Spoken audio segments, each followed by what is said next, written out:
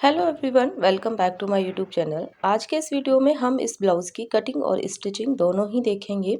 यहाँ पर देखिए, मैंने ये प्रिंसेस कट पर ये ब्लाउज़ बनाया है, प्लस इसमें मैंने कप भी सेट किए हुए हैं, नीचे से बॉर्डर भी अटैच किया है। पूरा बहुत ही अच्छा इसका लुक आ रहा है। पहनने के बाद इसकी फिटिंग भी काफ़ी अच्छी आएगी। देखिए, बैक साइड से भी इसकी फिनिशिंग काफ़ी अच्छी है। सेकंड चीज़, यहाँ पर मैंने इसको 34 साइज़ का बनाया है। आप सेम मेज़रमेंट से 32 और 36 का ब्लाउज़ भी सिल सकते हैं बहुत ही इजी तरीके से। यहाँ पर अगर आप चाहें तो कफ आप ना अटैच करें, सिंपल प्लेन आप प्रिंसेस कट पर भी ब्लाउज़ बना सकते हैं।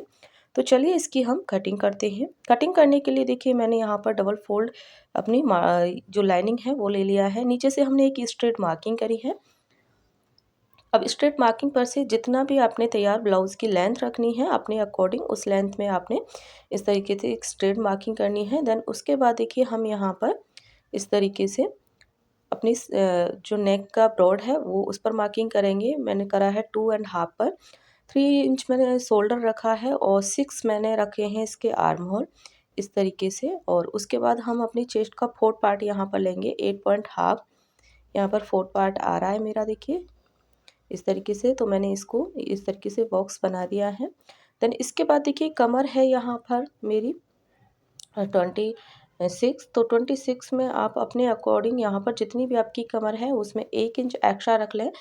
और उसके बाद देखिए, मैंने इसको बॉक्स टाइप में इस तरीके से बना लिया है। बॉक्स में मैंने यहाँ पर आर्म होल की शेप दे दी है। इसके बाद हम अपनी वेस्ट पॉइंट यहाँ पर लगाएंगे 9 इंच एंड हाफ पर।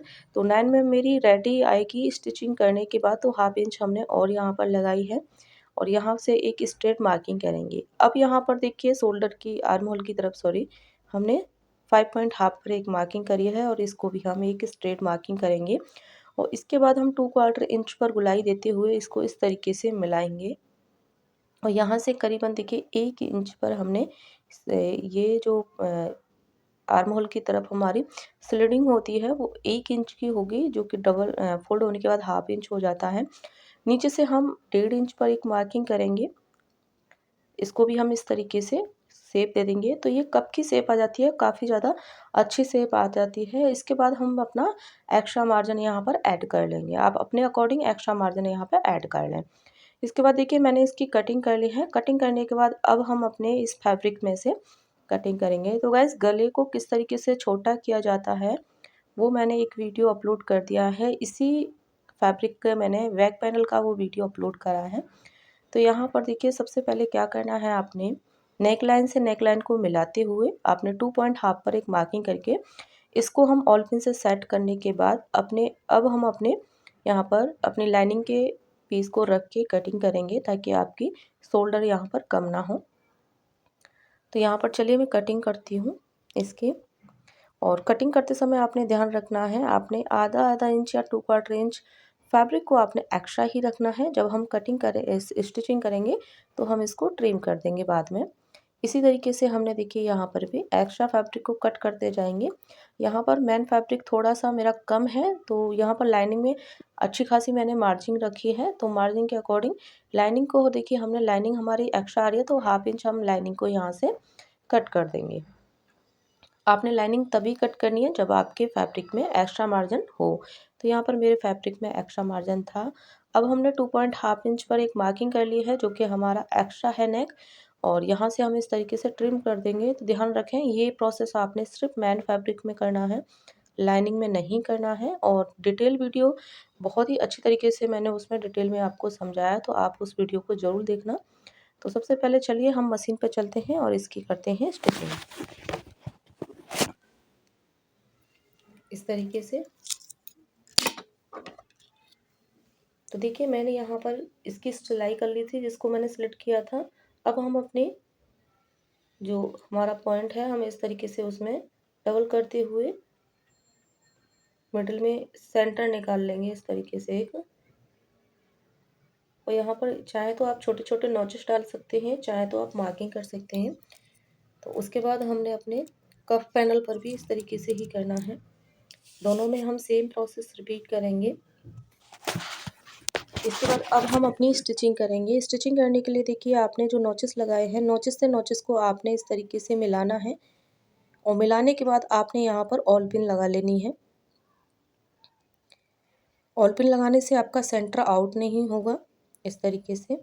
और आपने बहुत ही इजी तरीके से ये सिल जाते हैं। सिर्फ आपने किसी भी पैनल को खींचना नहीं है, आराम से स्टिच करना है। और अगर आप किसी भी पैनल को खींचेंगे तो आपके पैनल में झूल आ जाएगी और आपके जो ब्लाउज़ की फिटिंग है वो अच्छी नहीं आएगी। तो इस चीज़ का आपने बहुत ध्यान रखना है। यहाँ पर फिंगर रख के ही आपने देखिए बिल्कुल फिंगर रखते हुए आपने इस तरीके से मिलाना है। सेंटर आपने आउट नहीं होने देना है।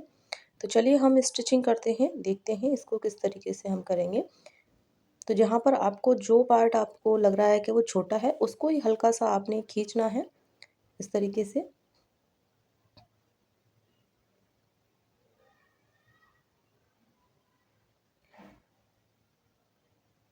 इस तरीके से। और ध्यान रखिए कि आपने धीरे धीरे ही सिलाई करनी है अपने यहाँ पर गुलाई करते हुए, क्योंकि ये गुलाई में है। अगर हम स्ट्रेट सिलाई करेंगे तो भी यहाँ पर हल्के हल्के रिंकल्स आ जाएंगे। तो जहाँ पर आपका सेंटर है, सेंटर तक आने के बाद अपनी ऑल पिन को आपने यहाँ पर निकाल देना है। और जब भी आप फुट को ऊपर करें तो आपकी निडल जो है वो फैब्रिक के अंदर होनी चाहिए, ताकि आपका फैब्रिक यहाँ से खिसके नहीं। देखिए मैंने इस तरीके से करा, कोई भी पार्ट मेरा बड़ा या छोटा नहीं हुआ है। इसी प्रोसेस से आपने देखिए, इसी तरीके से हम दूसरे वाले पैनल को भी स्टिच करेंगे। तो गाइस देखिए मैंने जिस तरीके से इसको स्टिच किया है उसी तरीके से मैंने लाइनिंग को भी स्टिच कर लिया है। अब हमें देखिए इसके शोल्डर पे से इसकी हम सेंटर निकालेंगे इस तरीके से। और हमारे मेन फैब्रिक में सेंटर पहले से ही निकला हुआ है जहाँ पर हमने स्टिचिंग की है। तो इसको हम देखिए और पिन से सेट कर लेंगे, इसको बिठाते हुए ऑल पिन से सेट करेंगे ताकि हम इसको बैक साइड से स्टिच करें तो ये दिखे नहीं। तो देखिए मैंने ऑल पिन से सेट करने के बाद बैक साइड कर लिया है, ताकि मुझे अपनी यहाँ पर जो एम्ब्रॉयडरी है वो दिखाई दे। एम्ब्रॉयडरी आपकी देख लें, यहाँ पर ये धागे की है। अगर आपका मोती है या फिर स्टोन है तो यहाँ पर आप सिंगल फुट यूज़ करें, बट मैं यहाँ पर डबल फुट से ही स्टिच कर रही हूँ, क्योंकि इसमें जो भी वर्क है वो थ्रेड का वर्क है। यहाँ पर कोई स्टोन या मिरर वर्क नहीं है, तो ये आराम से हो जाएगा। तो यहाँ पर आपकी निडल टूटने का कोई डर नहीं है। अगर आपके मिरर वर्क है या फिर स्टोन है तो आपने यहाँ पर सिंगल फुट ही यूज़ करना है। तो देखिए इस तरीके से हमारे नेक लाइन भी कंप्लीट हो गई है। उसके बाद आपने 1 से 2 क्वार्टर इंच फैब्रिक छोड़ते हुए अपने पूरे नेक को यहाँ पर कट कर देना है। और यहाँ से ऑल पिन को पहले रिमूव करेंगे हम। तो यहाँ पर इसको कट करने की कर लेंगे। कट करने के बाद देखिए मैंने इसमें देखिए हल्के हल्के नॉचेस भी इस तरीके से लगाऊंगी, ताकि हम अपने इसको पलटें तो ये इजी पलट जाए। अब क्या करना है, आपने देखिए इस तरीके से पलटेंगे। जो लाइनिंग है, लाइनिंग की तरफ ही हमने जो हमारा 2 क्वार्टर इंच फैब्रिक है वो लाइनिंग की तरफ करते हुए हम एक स्टिचिंग लगाएंगे, ताकि ये कोई इधर उधर ना हो और ये जो लाइनिंग है वो अच्छे से बैठ जाए। स्टिचिंग कंप्लीट हो गई है। अब इसके बाद हम लगाएंगे यहाँ पर प्रेस स्टिच। ये प्रेस स्टिच जो है, अगर आप इसको हेमिंग करें तो यहाँ पर आप इसको 3 से 4 नंबर की स्टिचिंग करें। और यहाँ पर अगर आपने इसको कंटिन्यू रखना है तो आपने यहाँ पर जो स्टिचिंग से आप सिलाई यानी कंटिन्यू रख रहे हैं वही टाँके पर आपने इसकी सिलाई करनी है।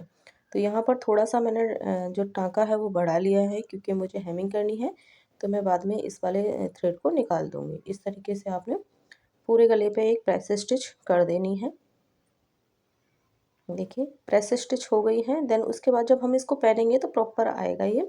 अब हम यहाँ पर अपने कफ अटैच करेंगे। तो कफ अटैच करने के लिए यहाँ पर देखिए मैंने मेरा ये छोटा है, क्योंकि मुझे नीचे की तरफ बॉर्डर अटैच करना है। कफ अटैच करेंगे। कफ अटैच करने के बाद देखिए, क्योंकि हमने इसका सेंटर पहले ही निकाला है तो इसमें ज़्यादा नापने की ज़रूरत नहीं पड़ती है। तो हमने बस नेक लाइन से 1 से सवा इंच पर मार्किंग करते हुए ये इसकी हम रख लेंगे। अगर आपकी एक 1 टक्स पर ही इसको जॉइंट करते हैं तो उसमें आपकी मेज़रमेंट करना बहुत ज़रूरी हो जाता है। भी इस तरीके से मिडिल में हम 1 से 1.5 इंच रखेंगे। ये मिडल का जो यानी सेंटर का जो गैप है और हमारे नेक लाइन से गैप है वो हमारे साइज़ के अकॉर्डिंग होता है। तो यहाँ पर 1 से 1.5 इंच रखूँगी। और ये 1 से 1.5 इंच आप 32, 34 और 36 ये तीनों साइज़ में रख सकते हैं। तो इस तरीके से देखिए आ जाएंगे। अब इसी तरीके से हमें यहाँ पर ये सेट करने हैं। तो सबसे पहले हम क्या करेंगे, जहाँ पर रखा है वहीं पर हम देखिए इस तरीके से फिंगर में अपने फैब्रिक को लेते हुए हम यहाँ पर एक एक ऑल पिन यहाँ पर सेट करेंगे, ताकि हम इसमें सिलाई करें तो ईजी हो जाए। तो यहाँ पर देखिए मैं इसको जो कफ गुलाई में हम अटैच करते हैं, मैं गुलाई में अटैच नहीं कर रही हूँ, मैं स्ट्रेट स्टिचिंग में अटैच करूँगी। इसमें एक स्ट्रेट मैं स्टिच करूँगी और उसी से ये बहुत अच्छे से बैठ जाता है। और अगर आपका हैवी ज़्यादा वर्क है ब्लाउज़ पर, तो आप इसे फिर राउंड में सिलाई लगाएं, पूरे कप पर आपकी सिलाई आएगी, बट यहाँ पर एक सिलाई से ही ये बहुत अच्छे से बैठ जाएगा।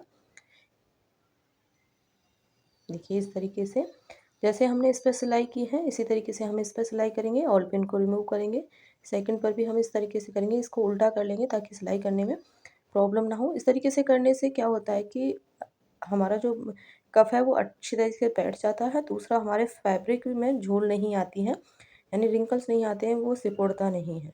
अब देखिए इस तरीके से मेरे दोनों कप जो हैं वो सेट हो गए हैं। अब हम चारों तरफ इसकी कच्ची सिलाई देखिए एक लगा लेंगे, इस तरीके से इसको बिठाते हुए।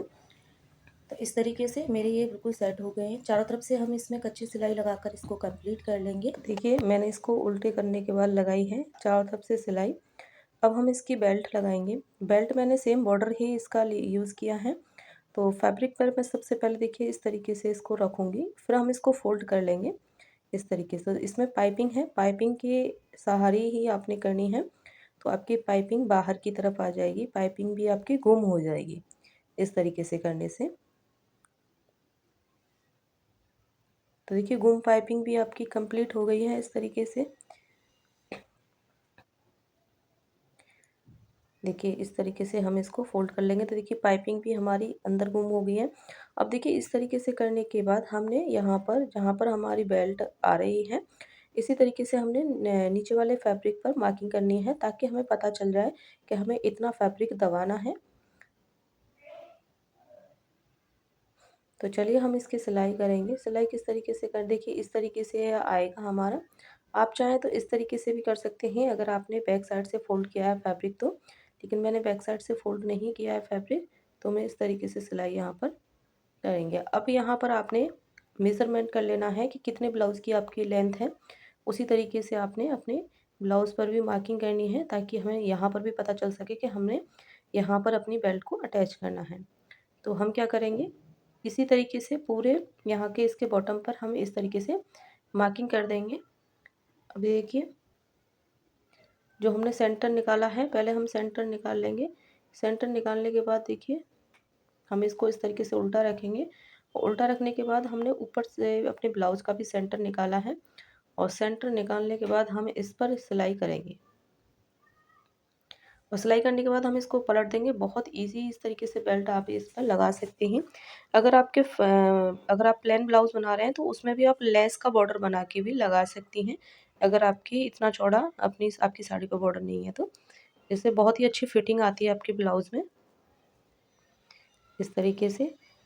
अब यहाँ पर आप चाहें तो इस एक्स्ट्रा फैब्रिक को कट कर सकते हैं, बट इसको कट करने का कोई ज़्यादा नीड नहीं है। तो मैं इसे अंदर की तरफ ही दबाकर और ऊपर से अपने यहाँ पर बेल्ट के, अब भी आपने ध्यान रखना है क्योंकि हमारी ऊपर की तरफ भी पाइपिंग है, तो पाइपिंग की बराबर में ही आपकी सिलाई आनी चाहिए। तो देखिए एक बार हम चेक कर लेते हैं। तो देखिए प्रॉपर मेरा 13.5 आ रहा है, 13 इंचज़ की प्रॉपर लेंथ रहेगी। हाफ इंच हम ऊपर से इसको शोल्डर स्टिच करेंगे। तो इसी तरीके से आपने बिठाते हुए इसकी पूरी सिलाई करनी है।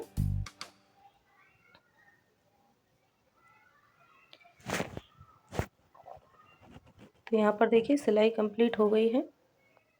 अब क्या करना है, हमने ये मेज़र कर लिया था नीचे से, तो जितना हमारा बॉर्डर है उसी के अकॉर्डिंग हमने इसकी कटिंग करनी है। तो ऊपर से हम इस तरीके से बॉर्डर के अकॉर्डिंग यहाँ पर सिलाई करके एक्स्ट्रा मार्जिन यहाँ पर निकाल देंगे, क्योंकि हमने 2.5 से 3 इंच इसमें एक्स्ट्रा मार्जिन रखा था, तो हम इसको यहाँ से कट कर देंगे। इसमें बैक साइड में हमारे यहाँ पर हुक लगाए जाएंगे। अगर आप चाहें तो हुक जिप बैक साइड में लगाएं या फिर साइड में लगाएं, तो इस तरीके से आप लगा सकते हैं। देखिए ब्लाउज़ की कटिंग स्टिचिंग दोनों ही हो गई है। कमेंट करके बताना कि आपको कैसा लगा है वीडियो। अगर आप बिगिनर हैं तो भी आप इस तरीके से प्रिंसेस कट ब्लाउज़ की कटिंग स्टिचिंग दोनों ही कर सकते हैं विद कप। कप भी लगाना इतना मुश्किल नहीं है, बस आपको थोड़ा सा ट्रिक आनी चाहिए कि आपको किस तरीके से कप लगाने हैं। फैब्रिक को देखते हुए ही हम कप को अटैच करते हैं स्ट्रेट सिलाई में या फिर राउंड में। उम्मीद करती हूँ वीडियो आपको अच्छी लगी होगी। Thanks for watching.